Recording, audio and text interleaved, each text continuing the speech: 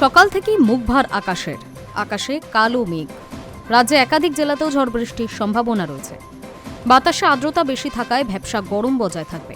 আগামী বুধবার পর্যন্ত একই রকম আবহাওয়া জারি থাকবে বলেই খবর। কলকাতা সহ গোটা রাজ্যে বজ্রবিদ্যুৎ সহ হালকা থেকে মাঝারি বৃষ্টি হতে পারে। বৃষ্টির সঙ্গে দমকা ঝোড়ো হাওয়া বইতে পারে।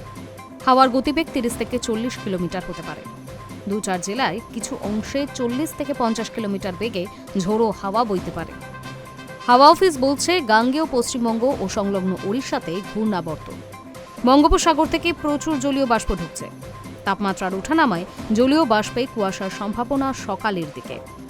বিক্ষিপ্তভাবে আংশিক মেঘলা আকাশ। বেলা বাড়লে মেঘলা আকাশের সম্ভাবনাও বাড়বে। উত্তরবঙ্গে পশ্চিমী ঝঞ্ঝা ঢুকছে। তার প্রভাবে ঝড় বৃষ্টির সম্ভাবনা তৈরি হয়েছে।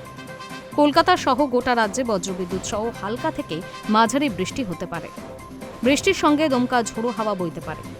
হাওয়ার গতিবেগ 30 থেকে 40 কিলোমিটার হতে পারে। 2-4 জেলার কিছু অংশে 40 থেকে 50 কিলোমিটার বেগে ঝোড়ো হাওয়া বইতে পারে। বীরভূম, বর্ধমানে কালবৈশাখীর মতো পরিস্থিতির সম্ভাবনা।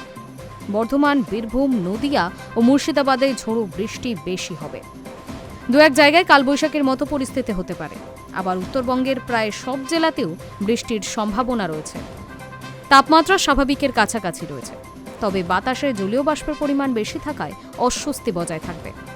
বাতাসে জলীয় বাষ্পের পরিমাণ 61 থেকে 96%। সোমবার কলকাতার সর্বনিম্ন তাপমাত্রা 24 ডিগ্রি সেলসিয়াস।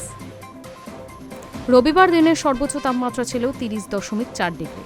আপাতত আগামী 2 দিন এমনই আবহাওয়া জারি থাকবে বলেই জানিয়েছে আবহাওয়াবিদরা। High news network.